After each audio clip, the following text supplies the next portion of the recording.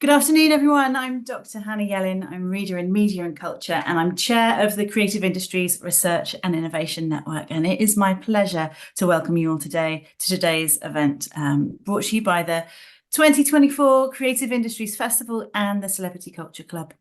Our festival theme this year is Power and Change, and today's event, Screenwriting, Striking and Celebrity Culture, speaks directly to that. And what an incredible way to close off an incredible week. For those of you in Oxford, we do have one more in-person event this evening from Faisal Hussain in person, but this is the end of our online programming. Now, there's been a slight change to the build program today. We unfortunately won't have Etan Marciano or journalist Jack Royston joining us in a turn of events that we might have predicted when organising an event with two pairs of parents. So Etan and Janine are parents to a lovely small boy, and Jack is my partner as well. Both Jack and Etan are now off doing emergency childcare. Etan very charmingly and self-deprecatingly emailed me this morning saying that Janine was the real star anyway. And well, we're very, very sad to miss Etan. He's definitely not wrong about his wife. Janine Nabers is a playwright and television writer. She's won the Writers Guild of America Award for the Best New Series for the twisted superhero series Watchmen. She won the Peabody Award for Atlanta, which she co-wrote with Donald Glover, and was nominated for the Primetime Emmy Award for Outstanding Writing for the highly acclaimed series Swarm, which is also a collaboration with Glover, but also, you know, Janine as showrunner. It was her creation and a brilliant twisted look at celebrity culture and fandom.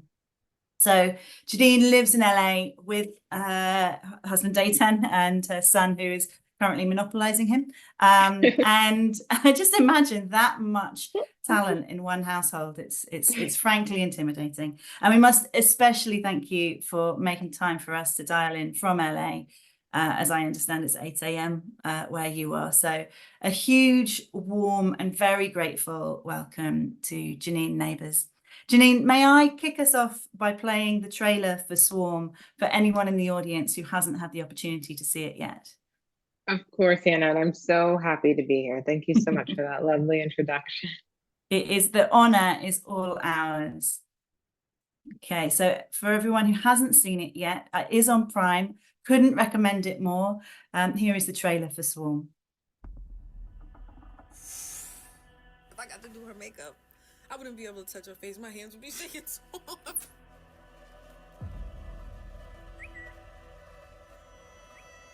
You still tweeting from that old ass Swarm account? Mm-hmm. She is not like everybody else. She knows what we're thinking and she gives it a name. She's a goddess. With your feet on the air and your head on the ground. I gotta grow up, Trey. I can't stay here with you. Why are you doing this to me? I had to ask you to leave. Try this trick and spin it. What do you think she's doing right now?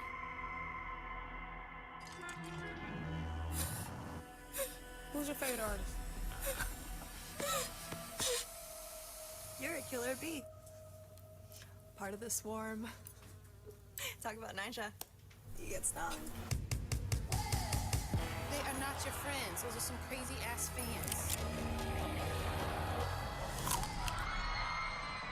This is feeling a little bit sketchy. You know, I always knew you were gonna be something. I was like, she's so weird. You got a spare in the trunk. No! Damn, you got a dead body in there or something?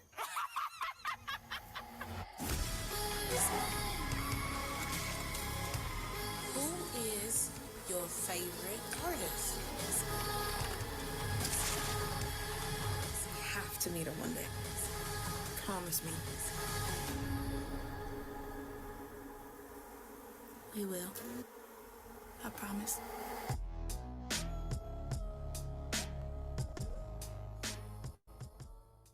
Okay, so Janine, to kick us off, you created this TV show Swarm, and it has gained such attention for its innovative storytelling and unique approach, and particularly your voice as a writer.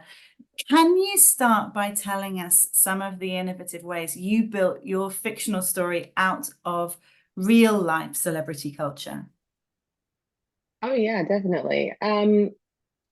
So there's a lot of moving parts that kind of came when that built towards this story. Creating this show with someone who is also a celebrity and a star in his own right, taking some of those experiences, we loosely or not so loosely base this off of a very big pop star, and Donald had a relationship with her that was very just privy to the insider kind of buzz of that of that fandom. And so, when we sat down, it was always an inspiration of okay, how can we give the audience a visceral experience in a way where it's not just you're not just looking at obsession as much as you're just looking at the mindset of someone who is willing to do anything in order to see, hear, touch, feel, experience a person that they worship. Every single episode, and we say at the top of every episode, this is not a work of fiction. In a way, it's not, because every crime that you see, every murder, every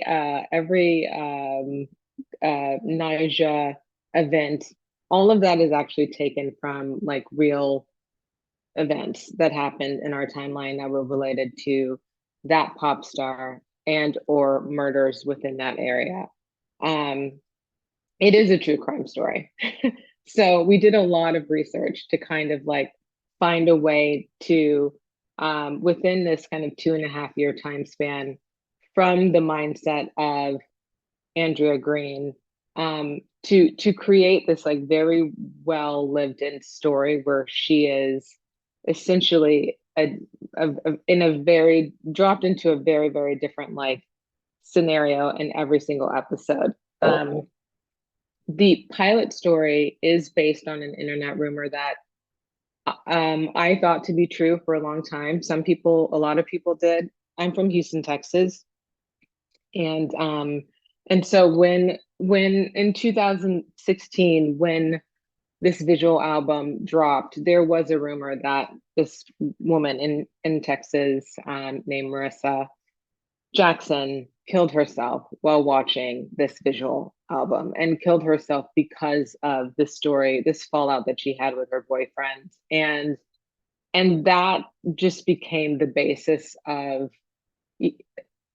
when you hear that and you think it's true, that celebrity, that entity of greatness, the people that we worship, that's pierced a reality in a way that is spectacular. If something suddenly becomes true, or you just believe it because you're oh, obviously, people do crazy things for celebrities all the time.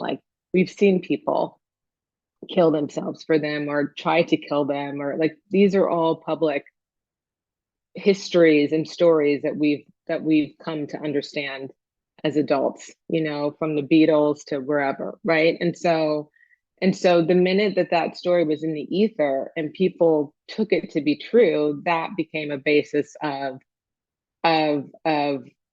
life for this story for us. It was a launching point that kind of allowed us to kind of dream up, okay, well, if Marissa Jackson existed, who is the person who lost her?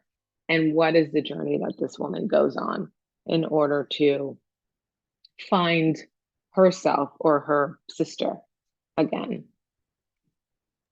And one of the things that I love so much about it, because I have, written about and thought about the way we treat female fans as a culture, and often it's very pathologizing, and and dismissive. And it's really interesting the way that you go to the darkest parts or darkest kind of nth degree of fandom, but it's not pathologizing. It's extremely humanizing, and there's so much pathos around your heroine as well, isn't there?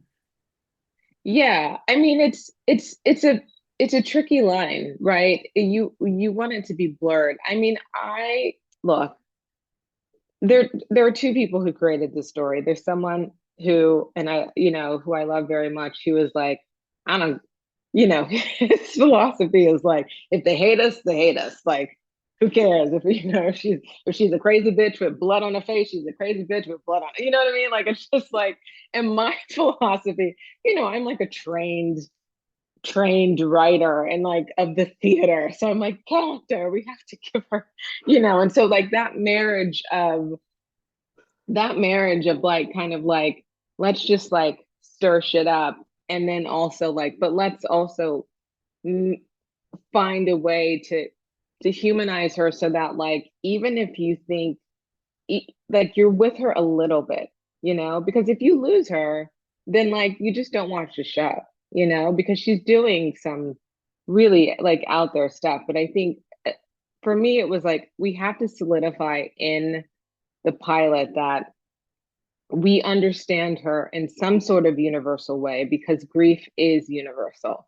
Losing the person that matters in your life, everyone understands that feeling. So if you understand that feeling, you might not understand the feeling of her slashing someone in the face or her like choking out someone, but you'll understand at least like where the depth of her shame or pain comes from, that then initiates all of these reactions to these people and the actions that she does in following episodes, if that makes any sense whatsoever. So, it's really about like establishing the kind of the origin story of the villain, right? It makes total sense. I mean, for me, she's a crazy bitch with blood on her face who I am rooting for consistently throughout as she does darker and darker, and gets herself in more trouble. Can you tell us about how the series was received by its various audiences, whether that's fandoms, critical reception, but also real life figures who may or may not bear a resemblance to representations within the show? It's Amazon, right? Like, we didn't create this show with like HBO. Like, Amazon is like a very intense like commercial corporate entity, and so they did their due diligence. There were lawyers every other second of the day coming out of trees being like, hey, about this line, can you like think about this line here, and like how can we, so every single thing was we knew that we had the law on our side, and we had the people that mattered on our side, because anyone who was depicted in any way, shape, or form was contacted and understood what the assignment was and knew exactly what the show was. Even though America didn't, I think it was always this thing of like, the trick was always, it's going to be fandom. We're going to see like the person who's who is obsessed with this character, this pop star, and we're going to see the levels that she goes to kind of being in her orbit.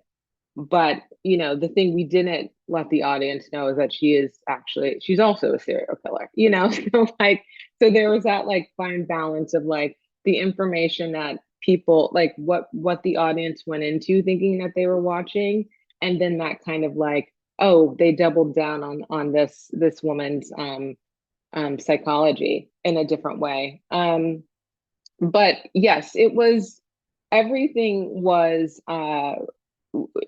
there was a protocol, and you have to do that when it's like when the lines are a little blurry between like real life and it's very Fargo. We talked about Fargo a lot Noah Hawley is actually like kind of a mentor of mine. So like he understood that. And it's just been really like that whole idea of like, okay, we're going to put this out in the world, and some people are going to think that it's true, and that's okay, because they're going to recognize some kernel of truth in the society that we live in, and they're going to run with it because like crazier things have happened, when you look in terms of like people's relationship with the celebrities, that we hear these crazy stories all the time. I would say that like the reception on the internet was interesting, because you're making a show that's a little bit of like a commentary on that, very much a commentary on that, but you're not doing it in a way where it's like a dissertation, right? And so that was really fascinating. That was really fascinating. We knew that like Black people and like the serial fans of this pop star would like obviously get like the little like details and stuff like that. But it was, the reaction was really, really fascinating. I think you don't I doubled down on her as, being a Black woman and showing her in the light that we did, where it's like so unapologetic, and there's very little forgiveness. The audience, and we're not asking the audience to ever forgive her.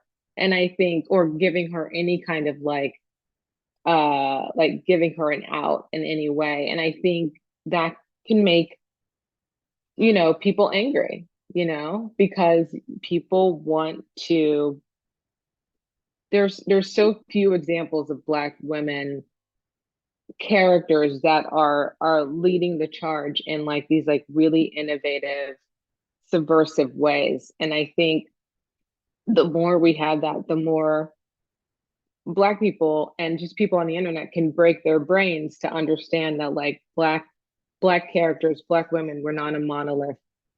We can do whatever we want. They can be whoever they are.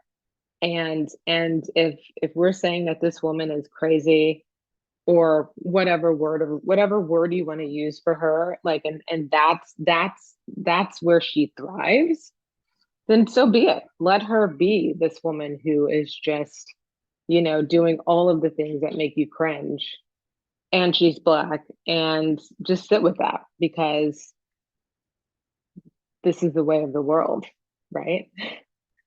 Yeah, absolutely. It's what we would in the classroom, we talk about what Stuart Hall called the burden of representation, and always having to speak for a group.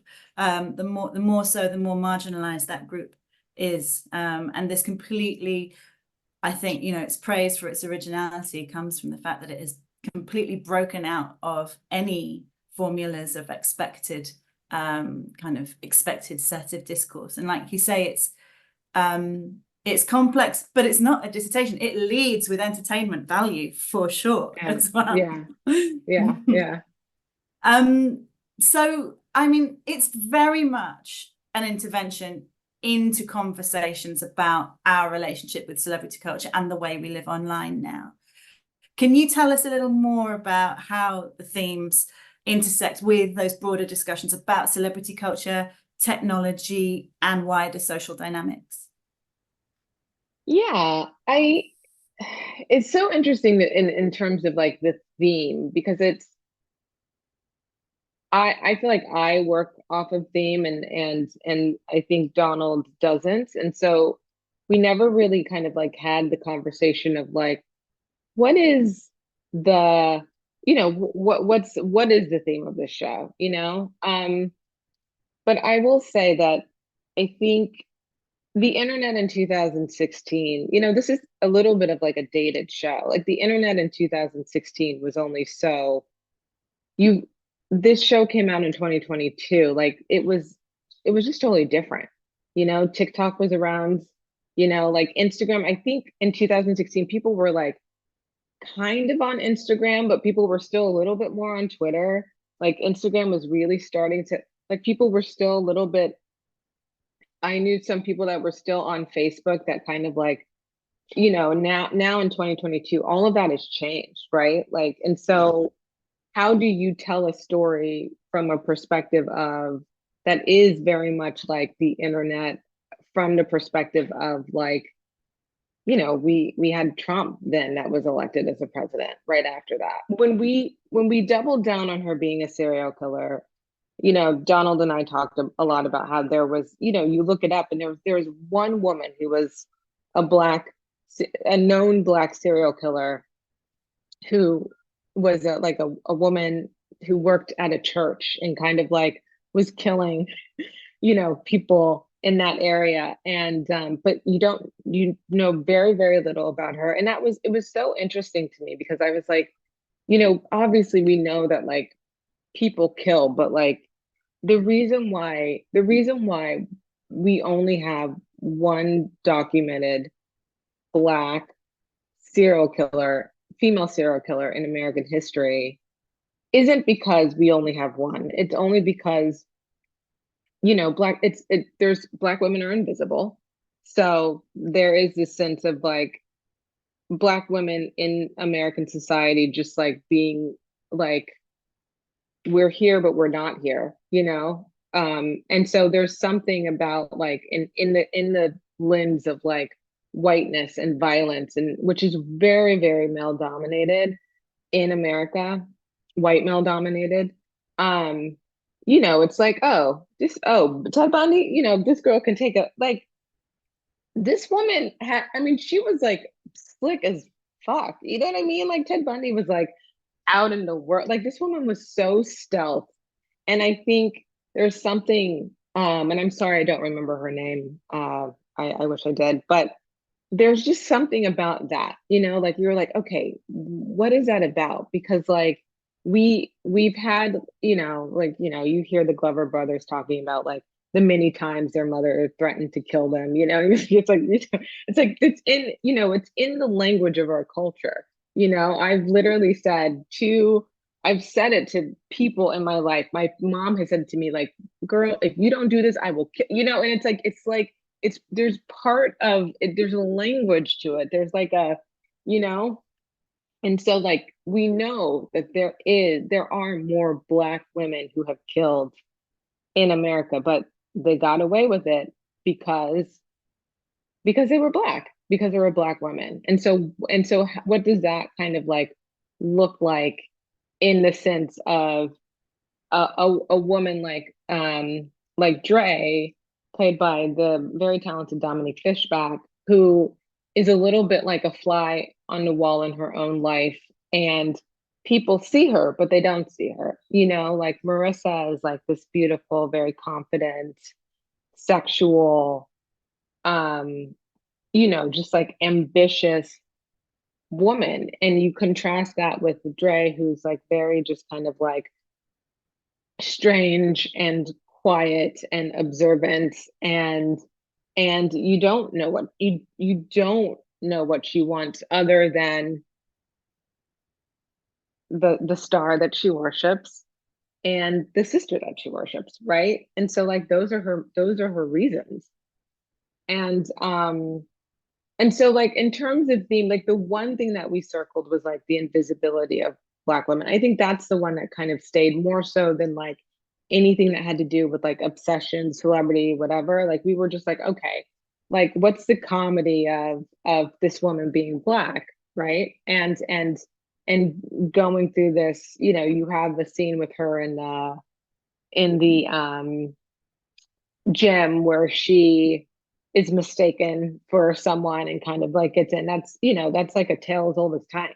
You know, people do that to me all the time, you know, and it's just this sense of like you're invisible in a way that they don't see you, but you're also invisible in the way that they just project other Black beings onto you.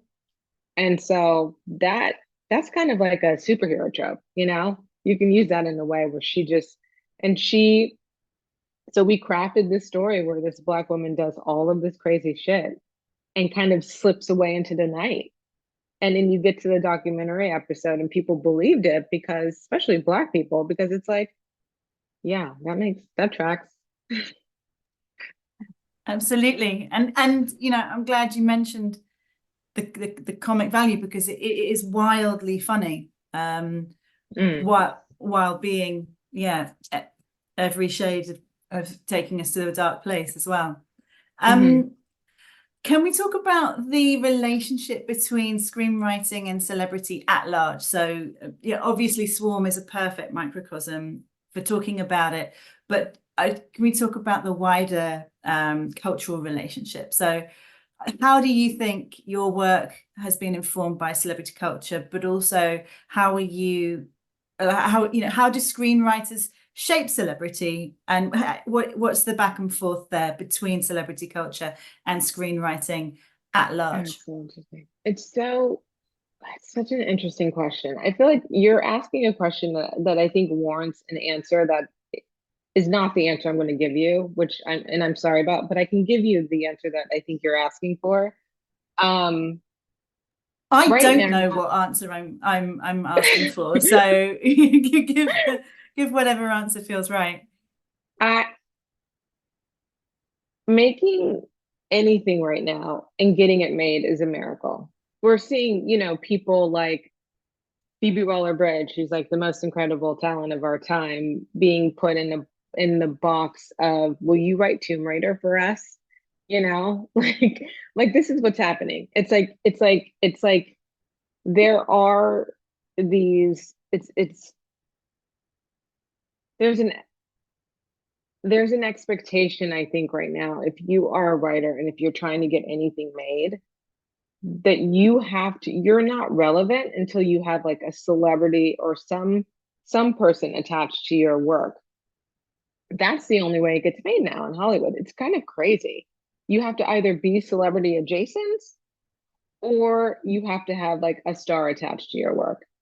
And so there's that thing. And then there's this thing of like, okay, let's take all of these like really cool creative talents that are kind of celebrities in their own right, and let's like try to put them in this like very commercial box so that we can recycle shit like Tomb Raider that's existed for years and years and years. I'm sorry if I'm like speaking out of school, but it's this thing of it's a little, it's hard because then it's like, you don't like, where is your creative liberty, right?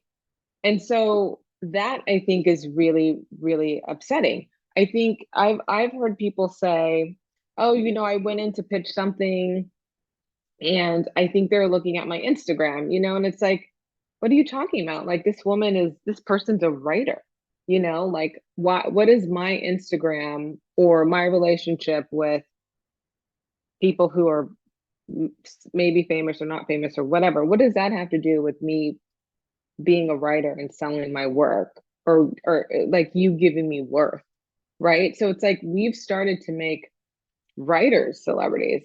There's a reason why I'm not on social media at all. I was initially when Swarm started. And I remember that moment of Donald and I having this conversation because I have a lot of anxiety about celebrity. And he was just like, in his very Donald way, he was like, well, do you want to be famous? And I was like, no. And he was like, all right, well, do what you got to do. And I was like, okay, well, I'm getting off the internet.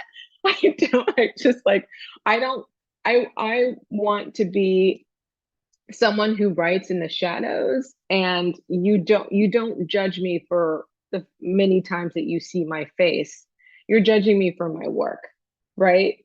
Like that's the thing. And I think that there's this weird blur now with like the world of this creative world right now, this creative like Hollywood theater, all of it, where it's almost as if you can't just exist with your talent. You have to show them that you can be a star writer and a star face, a star personality, like you're becoming a brand.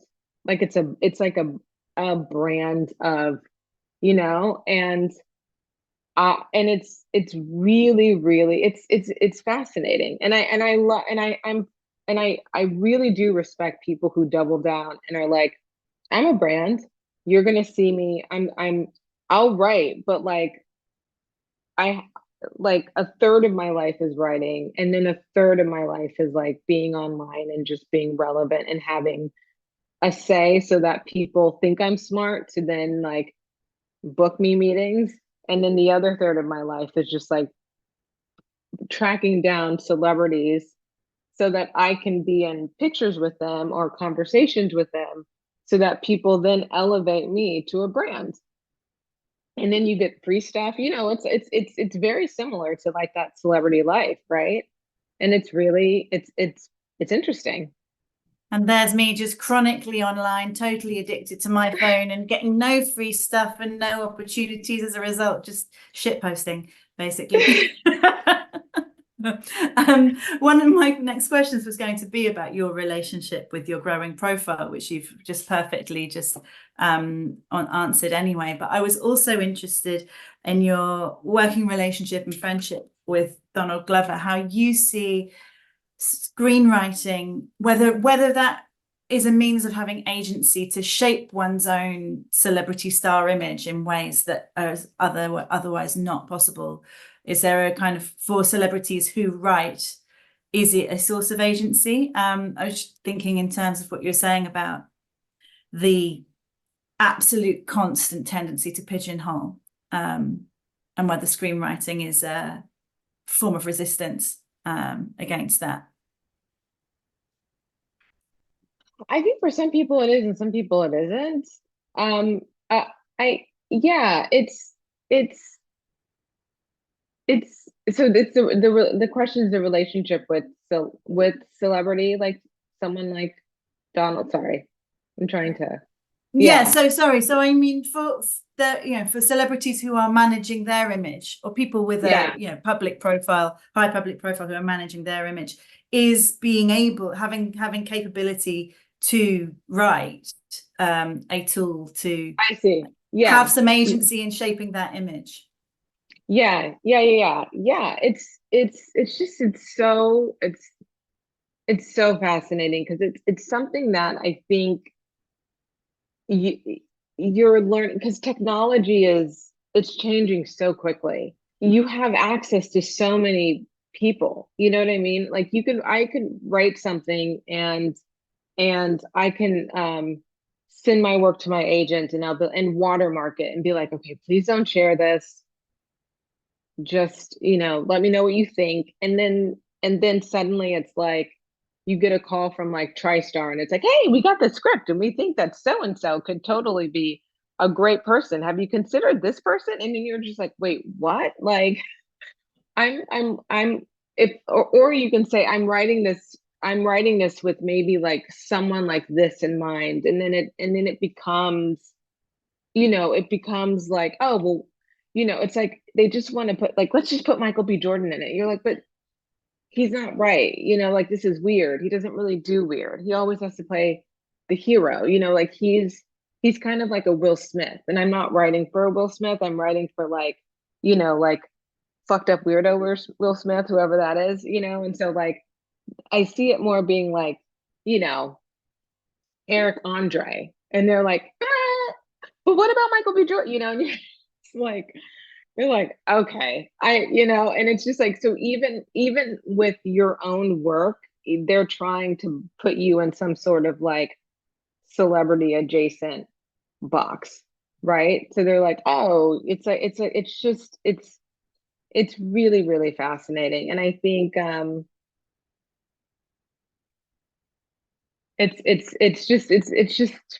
is a mind fuck.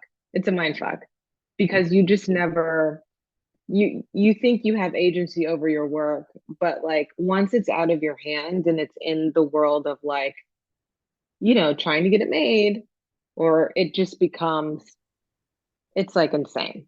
Let's talk about be that. a woman. Yeah. Yeah. So, as you Yeah. say, it is a miracle to get things made. In the UK this month, a report found that 75% of UK film and TV production workers are out of work now. Yes. Which is just bleak, and something, the labour politics of the creative industries is something that we're very concerned about as a network. So the other part that I wanted to talk about today is also in relation to celebrity culture is the Writers Guild and SAG-AFTRA writer strikes.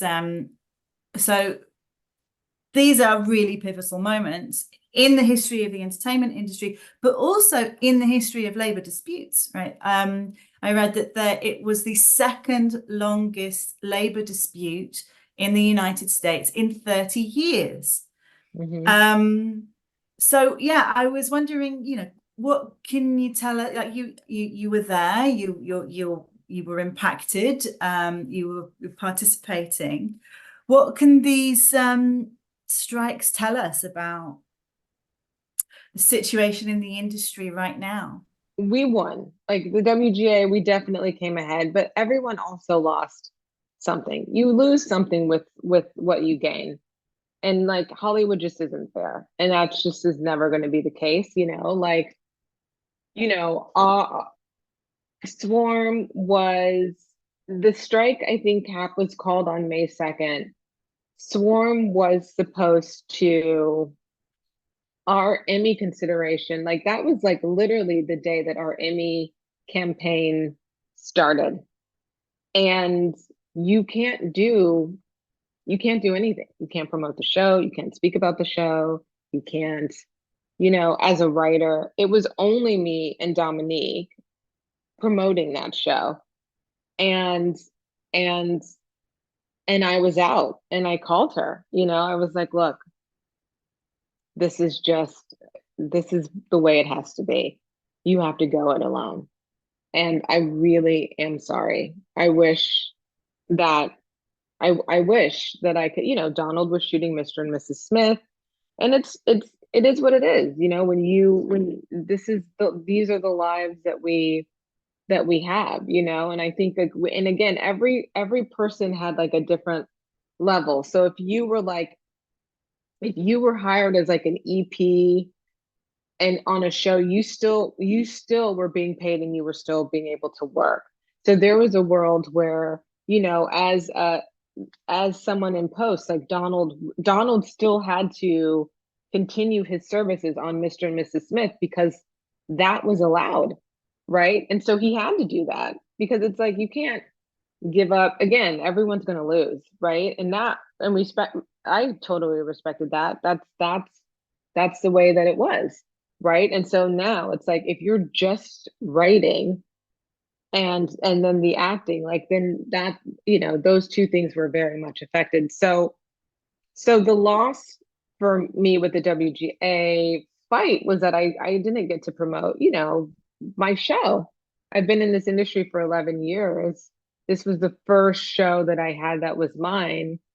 And, I had a baby during it. It was like this really monumental, it was a lot of work. And it was thankless in the end because you couldn't do the thing, which is like taking your baby and being like, let me talk to you about my baby. Let me show you, let me like, that's like 50% of what this like dumb industry like leans itself on is like the chumminess, going up to people, just being like seen, right? People love that. Again, that's a little version of celebrity. If you're just like the weirdo who never promotes your work, no one's going to champion you. So you have to promote, right? But that being said, being called and saying, the WGA called me, they're like, your show is the first show to do something. So are you going to stand with us or are you going to like be a scab? And I was like, no, I got you. I'm going to stand with you. So I made the announcement, a very public announcement where I was like, I am not promoting this show. And every single person followed suit. I'm friends with Sonny. He created Beef. He was a few days after me. I was like, Sonny, I'm calling it. He was like, okay. It's like it was just everyone followed suit. You could not, it was, but you have to set the tone if you're the first show up and this is your day of starting the cycle of promotion. Because before May 2nd, there were all these other shows who could be promoted, because it was before the strike was called. And a lot of those shows were like, like white shows, people who had been in this business for 30 years, it's like, it wasn't fair. It wasn't fair, because this person who's been in this business for a zillion years and is a white guy gets to do his like, woo, look at my show. And then this like black made show, black directed, black written, black produced, black starring. And then we're like sitting in the shadows. And I have to sit there and say, everyone stand down. And everyone's like, okay, she's saying we're standing down, And so like it sucked. But at the end of and you don't know if you're going to get that opportunity again, because getting anything made as a woman in this industry and as a person of color in this industry is like, it's a miracle. So that was heartbreaking, And so it was like a day of me sobbing in bed and then being like, I'm standing down. And then, but then the next day you're like, you're on the picket line and you're doing all of this. And you're like, I'm emailing younger writers and being like, do you need grocery money? Like, how are you? How are you doing? But we stuck to our guns. 5 months is a really, really, really, really long time. A really, There are really people, huge strength. it's a really long time. And and because this industry was so corrupt in its treatment of the value of writers, people couldn't have savings, because when you're like only working 10 weeks out of 10 weeks a time at a time, and you're like then giving half of your money to your lawyer and blah blah blah blah blah blah blah blah, blah and you're not guaranteed a script because it's a mini room and you're only doing an outline, but then you don't get paid for that outline because the show doesn't shoot for another 7 months, and that showrunner is just like putting their name on your outline and rewriting everything. Like, that's what this industry was. And so it's just like, how do people make a living? There's no savings.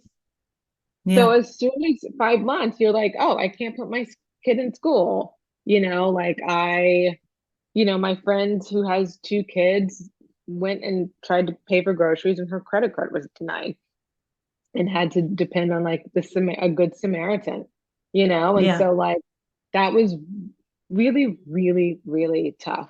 But in the end, we got there. And I think like, again, the loss is that fewer shows are going to be made. So more people are just going to inherently be out of work. But if you get on a show, if you get staff, you now have autonomy, you now have more money, and they can't just cut you out of the history of a show financially because your contract ended. It's now and so like, those are the things that I think like in the long run, that's incredible. That's a gain that you can't get back, so that's awesome. Yeah, absolutely. At the heart of the strikes were conversations about AI, and those are conversations that we've been having a lot this week. What do you think about the threat of AI and its relationship with, is it augmentation or is it a threat of, replacement? You're seeing it entering the sector already. What are your thoughts? It's a little, I don't think my answer is going to be what people want to hear, but I don't mind AI. I don't use AI, but I don't think that AI is like a giant threat to us now. It obviously, I think boundaries and mandates need to be made, but like you can't stop something that's already here. Like, it's just there's no way of stopping it. It's like when the internet, there was no way of stopping the internet. Like, you have to, now we have to coexist, because AI is just, it's just going to get more powerful and more complicated and strange. And like the more that we just like actually breathe and like in a very calmly manner understand that like it's not going anywhere. We're going to have to coexist with it.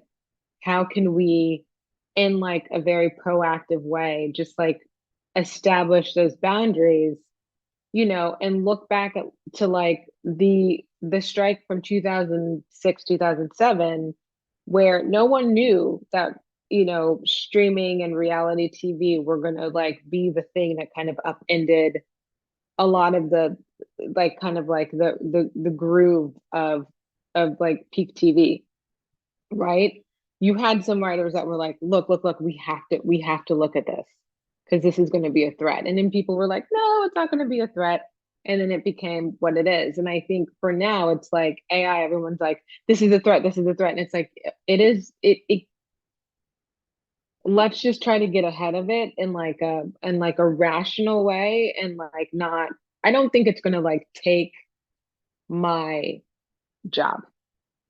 You know, I have like a point of view and an experience. Like I have you I think it's really smart. I think it's helpful. I think if anything it's going to take it's really going to kind of like make work maybe more efficient, but like it's just going to take the joy out of things. And I think if you pride yourself on the joy of what you do, then that I think is helpful to understand because like an AI just like it just like regurgitates stuff. You know, right now it's like it's interesting because like I think this is where Etan could have taken the lead with this because he's very much like he worked for a company that like is very, you know, in that perspective, and he loves it. He champions it. He's like I think it will help elevate. Do I think it will completely just annihilate us all and all creativity? No, I don't. It is wild that the test kind of frontier of AI is all of those kind of expressive arts that you know are so fundamental to being human. Yeah. But yeah, of course, But when you look at like Netflix, and this is why I'm saying like AI, and I'm sorry if I sound like an asshole right now, guys. I'm sorry, but like when you as we've discussed in relation to Dre, it is your right to yeah, be an asshole. but when you pitch to Netflix or when you pitch to a place like Apple or Amazon, they tell you what their algorithm is. That's already AI. They're like, okay, you know, our algorithm, and then you're like, okay, but I'm pitching to 7 executives, and you're all saying we have to go back and look at the algorithm. What is your job? Like, an AI should replace you because you're already at the mercy of an algorithm. So why are you being paid what you're being paid to tell me that you have to go back to a computer to tell you what? I mean, this is literally the conversations that are happening with writers when it comes to these places. So, Automate you the know, commissioners, not the creatives. that's what I'm saying. That's what I'm saying. Because at the end of the day, like an AI could never write Succession. It could get you, it could get you something, but it's never going to have the nuance. It's never going to have the nuance of Blackness. I'm sorry. AI, if anything, it's going to be a very like milk toast, basic B interpretation. And so I think that to me, like that it's like it's culture, you know? And like, so I can't say that like this AI thing is going to do that. Now, you know, so that's kind of that's a little bit of my, but it's also like when you actually play around with it, because again, living with someone who for a job kind of did this quite a lot, you see where its weakness. It has so much to learn. And this is like high level, like AI, like it's really, it's interesting. It's interesting. And I'm talking solely from like writing nuance. I'm not like when it comes to acting and like duplicating people's face and like, you know, like giving like a set list for directors in like a matter of seconds, like that's creepy, you know. But I'm talking from like a writer perspective. For me right now, I just have to like learn to coexist and like spend my creativity on like making my voice singular and not competing with a bot.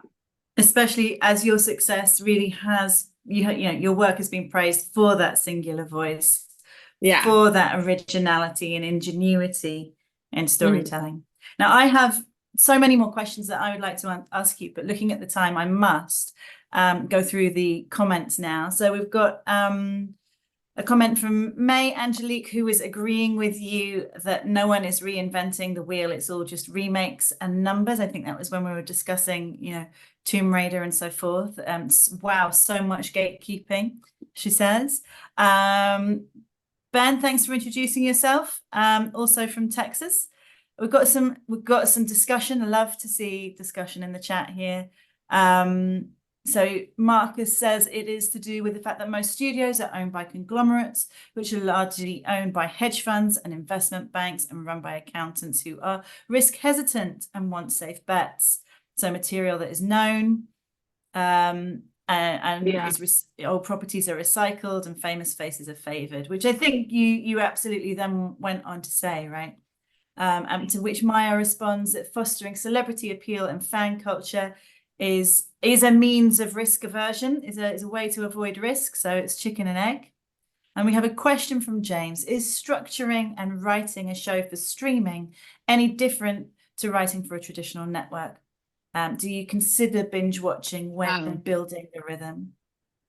Yeah, it's a completely different I've never done network TV. I actually would love to do it one day, but it is like it's a haul.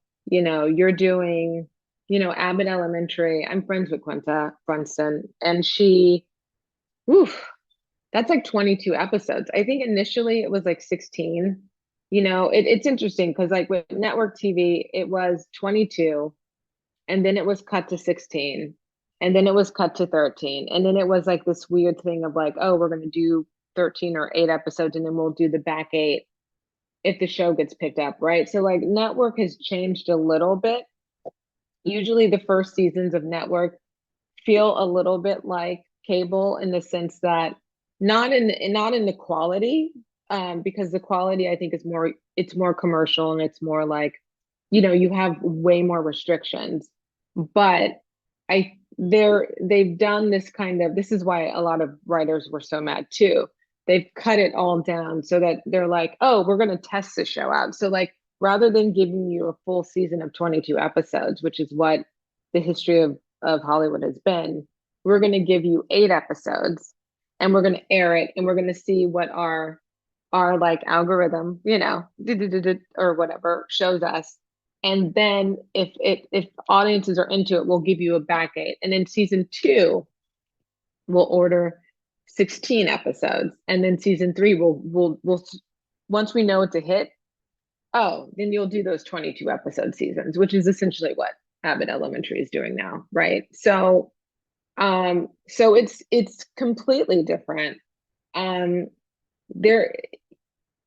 A network TV show, often when it's ordered, it's gonna go, you know, whereas cable, if it's ordered, it doesn't always go because you have so many, there's so much space, you know, with network TV, there's no breath. It's breathless.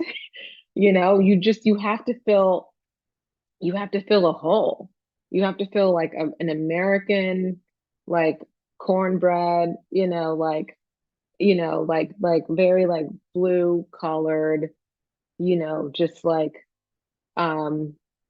whole. And so you're turning out story in a way that where it's like, it's really about, that's really like the focus on theme. And it's like, you can't really, it's like the formula, you can't really break it, you know? And what something like Abbott Elementary has done is, you know, the formula is TV. That's a TV formula. That's like a formula from like, you know, that's textbook TV formula, but she's so good and she's so funny that it has this level of nuance to it, because it is also saying something about America and teaching and all of these things without, like, you know. And so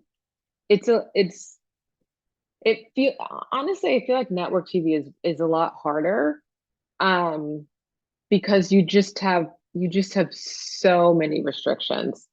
You know, you have way more producers and way more people weighing in, and it's a lot. It's a lot. But now that everything's been folded on each other, right? So if something airs on Abbott Elementary, which I believe is ABC, then the next day it's on Hulu and it's on Peacock and because of all of these things now being folded into each other, now you have even more executives that are kind of like weighing in on stuff.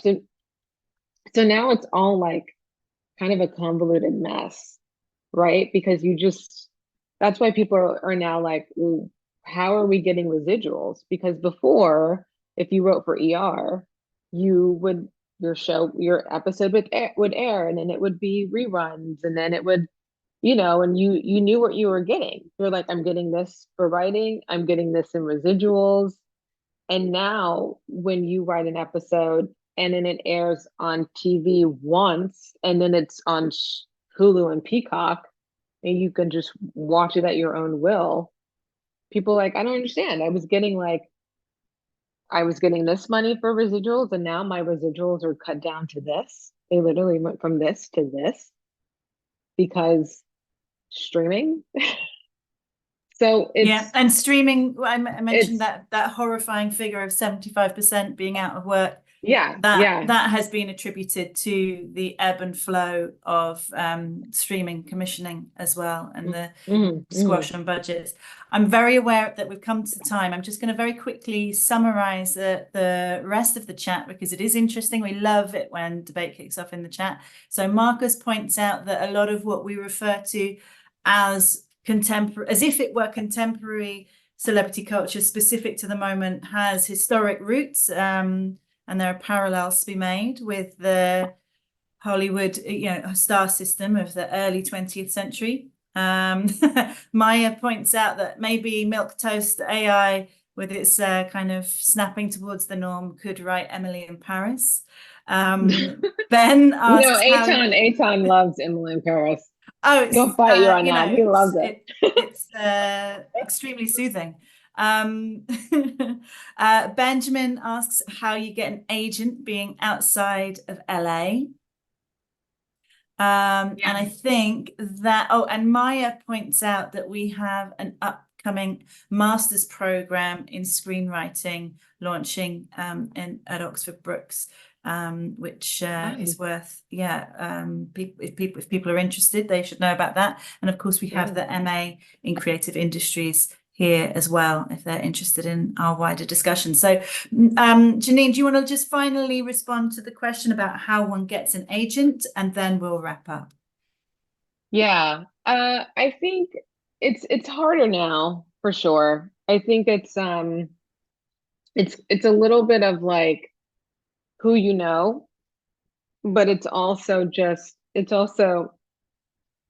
if you do the kind of like the old school, like, I'm going to send a sample to this agency and call them and a cover letter, you know, I don't know who's gonna read that. I would say if I were starting out today, I would look at who the assistants to the agents are, because those people are ultimately going to be bigwigs one day.